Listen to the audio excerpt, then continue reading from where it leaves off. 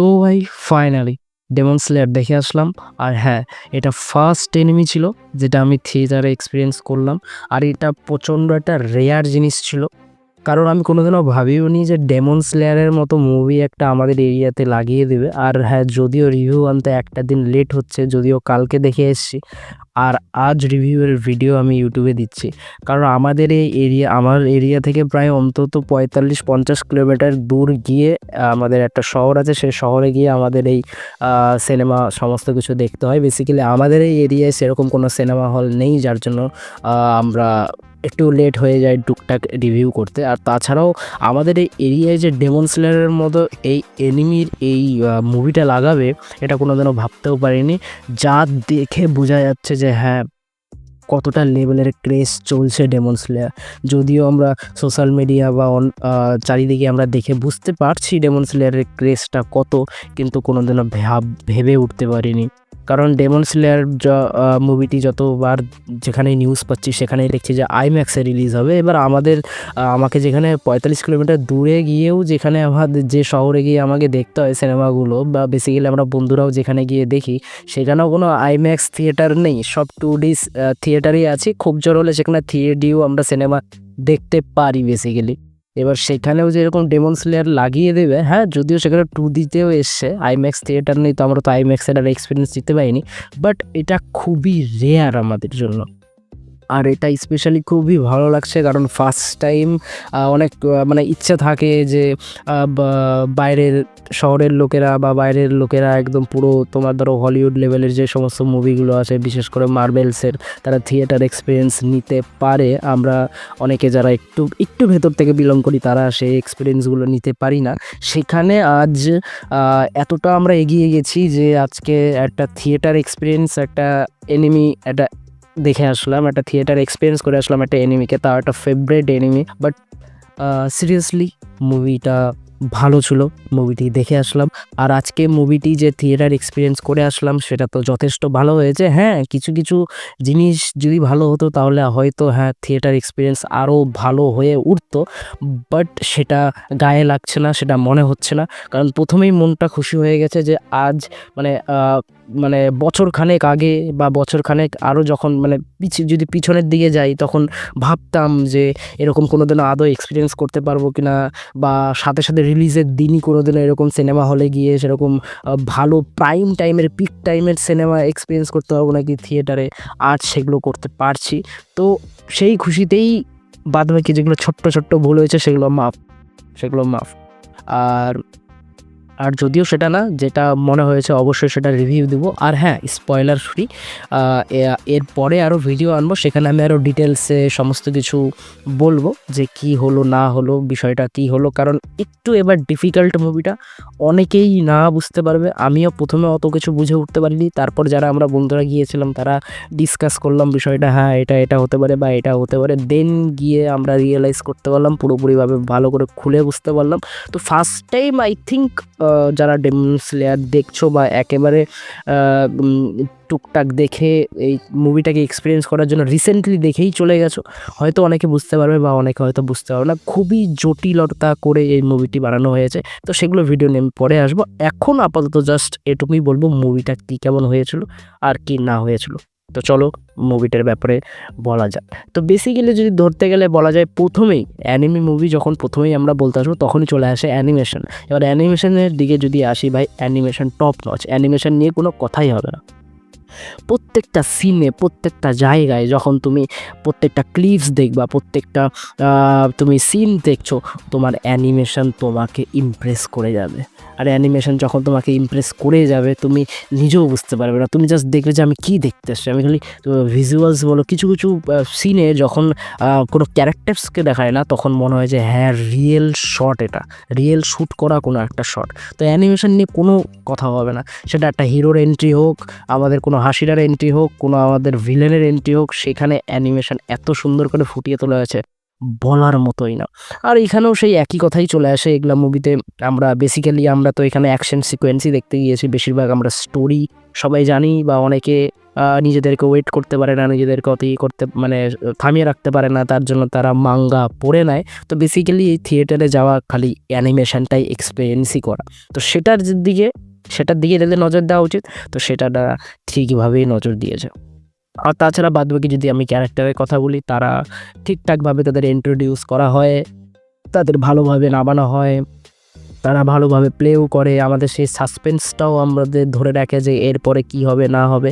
আর তার সাথে যে অ্যানিমেশন, আমি বলবো যারা এখনও দেখনি বা ভাবছো যে না আমি এটা হল কালেকশানই দেখে নেবো বা বাড়িতে বসেই দেখে নেবো বা পরে যখন ভালো কোয়ালিটি আসবে তখন দেখে নেবো, আমি বলবো যে না, ফার্স্ট টাইম একটা অ্যানিমি যখন আমাদের এত কাছাকাছি শহরে চলে আসছে, আই থিঙ্ক তুমি যে ভিডিও দেখছো হয়তো তার আশেপাশেও যারা থিয়েটারে যদি লেগে থাকে, তোমার শহরে যদি লেগে থাকে তাহলে তো খুব ভালো কথা। কিন্তু আমি বলবো অবশ্যই যদি কিছু দূরেও হয়, থিয়েটার তোমার বাড়ি থেকে গিয়ে এই মুভিটাকে এক্সপেরিয়েন্স করে আসো। তোমার যদি পছন্দের হয়ে থাকে অ্যানিমি বা তুমি যদি অ্যানিমি লাভার হয়ে থাকো, তুমি এই মুভিটাকে এক্সপিরিয়েন্স করে আসো।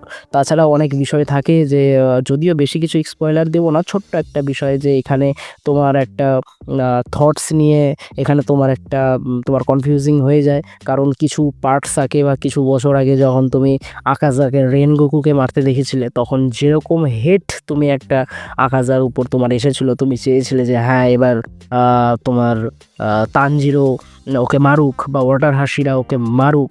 তো এখানে একটু ইমোশনটা একটু উল্টে যায়, একটু পাল্টে যায়, যেটা ব্যালেন্স করা সত্যি খুব ডিফিকাল্ট হয়। যে এখন কি ভাবা উচিত, এখন কাকে হেড করা উচিত বা কাকে কি করা উচিত, সেই জিনিসটা আর তোমার মধ্যে থাকে না। যেটা রেনগোকুর মারা যাওয়ার জন্য যে আগুনটা তোমার মধ্যে থাকে, সেই জিনিসটা আর থাকবে না। তাছাড়া যদি ওয়াটার হাসিরার কথা বলি, এত সিরিজ ধরে তুমি ওয়াটার হাসিরাকে দেখে আসছো, তার খুব কমই ফাইট সিকোয়েন্স আমরা দেখেছি, অল্প ফাইট সিকোয়েন্স দেখেছি। গিউয়ের কথা বলছি আমি। তো সেই বান্দাটা পুরোপুরি বলতে গেলে কুল থাকে, সবসময় কুল থাকে, ঠিকঠাক থাকে, শান্ত থাকে। তো সেই বান্দার ফুল পোটেনশিয়াল এই মুভিটি দেয়, এই মুভিটি দেখায়। সিরিয়াসলি জাস্ট লাভ হয়ে গেলাম, জাস্ট লাভ। মানে তানজিরো মেন হিরো হলেও গিউয়ের যে ফাইট সিকোয়েন্স বা গিউয়ের যে মানে ক্যাপাবিলিটি বা গিউ যে যার যে তরোয়ালবাজিটা যে করছে, মাথা খারাপ করা। আর তার সাথে তার তরোয়ালবাজি আর আকাজার সাথে যে ফাইট সিকোয়েন্সটা তার হয়, সেটা সবাই জানো, এটা কোনো স্পয়লার না আই থিঙ্ক আমার মতে। তো গিউ ভার্সেস আকাজা যেটা হয় আর ওটার যে অ্যানিমেশন, তোমাকে থিয়েটার এক্সপিরিয়েন্স এটা নিতেই হবে। তাছাড়া আদার্স যদি ওইদিকে আমি তোমার আরও হাসিরার যদি কথা বলি, ওদের ইন্ট্রোডিউস করা হয়, ওদের সেরকম ফাইট সিকোয়েন্স দেখানো হয় না। কারণ তোমরা সবাই জানো মেনলি এই মুভিটি জাস্ট ওই আমাদের জেনেটসু ভার্সেস জেনেটসুর যে সিনিয়র দাদা আছে তার সাথে, আর এইদিকে তোমার তানজিরো ওয়াটার হাসিরা ভার্সেস আকাজা, আর টুকটাক যে ইন্ট্রোডিউসিং বা পরে কি হবে লাস্টে কি হবে এই নিয়ে মুভিটি থাকে। আর এইদিকে জেনেটসুর কথা তো বলবো, জেনেটসু তো ভাই চলো, আমাদের মেন ক্যারেক্টার জিজা। হয়তো জানি না তোমাদের ফেভারিট ক্যারেক্টারকে, আমার তো ফেভারিট ক্যারেক্টার, আমি অবশ্যই বলবো আমার জেনেটসু আমার ফেভারিট ক্যারেক্টার। তো মেন ক্যারেক্টার তো ভাই টানজিরো, বাট আমি তো জেনেটসুকে দেখার জন্যই আমি ডেমন স্লেয়ারে গিয়েছিলাম, থিয়েটারে এক্সপিরিয়েন্স করতে গিয়েছিলাম যে হ্যাঁ জেনেটসু কী করে। এবার ক্যারেক্টার ডেভেলপমেন্ট ওইদিকে যদি নারুটোতে ক্যারেক্টার ডেভেলপমেন্ট ওবিটোর হয়ে থাকে, তাহলে এই ডেমন স্লেয়ারের জগতে ক্যারেক্টার ডেভেলপমেন্ট যদি কারো হয়ে থাকে সেটা হচ্ছে জেনেটসু। তো জেনেটসু সেটা থিয়েটারে করে। হ্যাঁ আই থিঙ্ক একটু চেয়েছিলাম যে একটু লেন্থ হোক ফাইটটা, যেটা জেনেটসুর হয় না, যেটা আমাকে হালকা একটু ডিসঅ্যাপয়েন্টেড করে। আমি চেয়েছিলাম যে জেনেটসুর ফাইট সিকোয়েন্সটা আরেকটু লম্বা হোক, আর একটু সেখানে একটু টানা পড়া হোক, আর একটু হোক। আর হ্যাঁ আর একটা জিনিস আমি বলবো, যেটা আমার অনেস্টলি যেটা লিখেছে, একটু ইমোশনের কম আছে। আমরা যদি সিজন 3 লাস্টের ফাইট সিকোয়েন্সটা দেখতে যাই বা অন্যান্য ডেমন স্লেয়ারের আরও ফাইট সিকোয়েন্স দেখতে যাই বা রেনগোকু বা আকাজার যদি ফাইট সিকোয়েন্স আমরা দেখতে যাই, সেখানে আমরা দেখতে দেখতে হাঁপিয়ে যাই যে ভাই শেষ হোক এবার, আর তরপাস না, এবার কিছু একটা শেষ কর। বাট এই মুভিতে ওই জিনিসটা ফিল হয় না। এই মুভিতে খুব তাড়াতাড়ি ফাইট সিকোয়েন্সগুলো শেষ হয়। এবার বলবে দাদা এটা তো দাদা বা ভাই এটা তো 2 ঘন্টা 20 মিনিটের মুভি, তাহলে কি বলছো, এরকম কি ফিল হয় না এত তাড়াতাড়ি শেষ হয়ে যাচ্ছে ফাইট সিকোয়েন্স? হ্যাঁ 2 ঘন্টা 20 মিনিটের ফাইট সিকোয়েন্সগুলোকে খুব তাড়াতাড়ি শেষ করে দিয়েছে, বাট এই মুভিতে বেশি রেখেছে কনভারসেশন খুব রেখেছে, ডিটেলিং করে খুব বুঝিয়েছে। যদি কারো ব্যাক স্টোরিতে যাওয়া হয়, খুব ডিটেলিংয়ে ব্যাক স্টোরি দেখানো হচ্ছে। আর যখন কোনো কিছু বোঝানো হচ্ছে, যে জিনিসগুলো আমি বেশি বলতে পারবো না তাহলে হয়তো স্পয়লার হয়ে যাবে, বা কোনো কিছু বোঝানো হচ্ছে, কোনো কিছু দেখানো হচ্ছে যাতে আমরা বুঝতে পারি, সুবিধা হয় আমাদের মুভিটিকে দেখার জন্য, ওগুলাকে একটু বেশি ডিটেলসে বোঝানো হচ্ছে।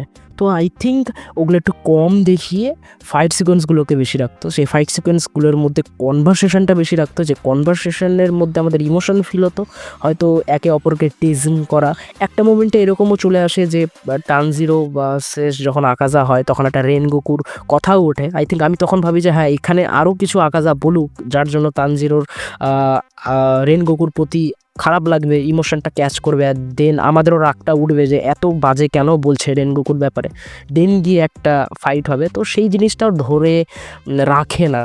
এই একটু ইমোশন আমার মতে মনে হয়েছে একটু ইমোশন কম। আর তাছাড়া অ্যানিমেশন, ভাই অ্যানিমেশনের কথা আমি কোনো কিছুই বলবো না, অ্যানিমেশন একদম টপ নচ, মানে এক্সপেক্টেড বাইরে। মানে দিন যাচ্ছে অ্যানিমেশন, মানে এর আগের বার যখন লাস্ট এপিসোড যেটা বেরিয়েছিল ডেমন স্লেয়ার সিজন 4 এর, যেটা গোটা ঘর বাস্ট হয়ে গিয়েছিল মুজানের ওখানটায়, ওটার অ্যানিমেশনের কি সবাই প্রশংসা করেছিল, আমি বলবো ওর থেকে বেটার, ওর থেকে বেটার। আকাজার এলটিতে যে অ্যানিমেশন দেয় কি না, ওর থেকে বেটার, তোমার মাথা খারাপ হয়ে যাবে। তো অ্যানিমেশনের ব্যাপারে কিছু বলবো না, বাট আমি বলবো হ্যাঁ, ইমোশনের একটু কম আছে, একটু কনভারসেশনের ফাইট সিকোয়েন্সের সাথে সাথে একটু কনভারসেশনের মাধ্যমে যদি একটু ইমোশন ফিল করাতে পারতো, বা একটা হয় না যে একটা মেন ক্যারেক্টার হেরে যাচ্ছে, তারপরে কিছু তাদের পাস্ট এক্সপিরিয়েন্স মনে পড়ে যায়, বা যারা মারা গেছে তারা চলে আসে, মানে আই থিঙ্ক মানে আমি সেরকম হয়তো সেইভাবে হয়তো বানাতে পারবো না, কিন্তু তবুও আই থিঙ্ক এরকম ধরে নাও যে আকাজা ভার্সেস তানজিরোর ফাইট হচ্ছে, তানজিরো প্রায় হেরে যাচ্ছে, তখনই একটা রেনগোকুর একটা ফ্ল্যাশব্যাক দেখানো হলো তানজিরোর কাঁধে, বা তানজিরোর মাথায় হাত দিয়ে দিল যে হ্যাঁ তুমি ওঠো, তোমাকেই করতে হবে, পারতে হবে। দেন তানজিরো জোশে চলে আসলো। দেন গিয়ে মানে এই যে যেটা আমাদের ইমোশনটা ফিল হয় জাস্ট লাইক কেজিএফ বা অন্য কিছুতে, যখন তার মার কথা মনে পড়তো রকি ভাইয়ের, তো ওই ইমোশনটা আমার একটু মনে হচ্ছে কম আছে ডেমন স্লেয়ারের মুভিতে, আর যেটা রাখলে ভালো হয়। আবার এই ইমোশনটা হালকা একটু জেনেসুর ফাইট সিকোয়েন্সে আছে, বাট এত ডিটেলিংয়ের কোনো দরকার ছিল না। আর একটা জিনিস আমার খারাপ লাগে, যেটা ইউনিক জিনিস, যেটা ভালো জিনিস, যেটাকে আই থিঙ্ক ভালোভাবে সাজালে হয়তো ভালো লাগতো, বাট এরকম একটা জিনিস হয় গোটা মুভিতে, যখনই কিছু একটা পিক ইন্টেন্স আসছে তখনই আবার অন্য স্টোরিতে চলে আসে। যেহেতু এখানে সব হাসির আগে দেখানো হচ্ছে, একটা দুটো হাসির আগে দেখানো হচ্ছে না, একসময় তানজিরোকে দেখানো হচ্ছে, ওয়াটার হাসির আগে দেখানো হচ্ছে, ওইদিকে জেনেসুকে দেখানো হচ্ছে, ওইদিকে আরও হাসির আগে দেখানো হচ্ছে। তো যখনই কোনো হাসিটার সাথে পিক মুভমেন্ট আসছে তখনই অন্য একটা হাসিটাকে দেখানো হচ্ছে। তো আমরা যে একটা পিক ইন্টেনশনে আসছি বা একটা ইমোশনে আসছি, সেটা তখন ব্রেক হয়ে যাচ্ছে। আবার ওটার সাথে আবার পরে যখন সিনটাকে আসছে না, তখন আমরা কানেক্ট হতে পারছি না সেই জিনিসটার সাথে। তো এগুলো ছোটো ছোটো জিনিস একটু আমার ওয়ার্ড লেগেছে। তাছাড়া ওভারঅল মুভি বেস্ট।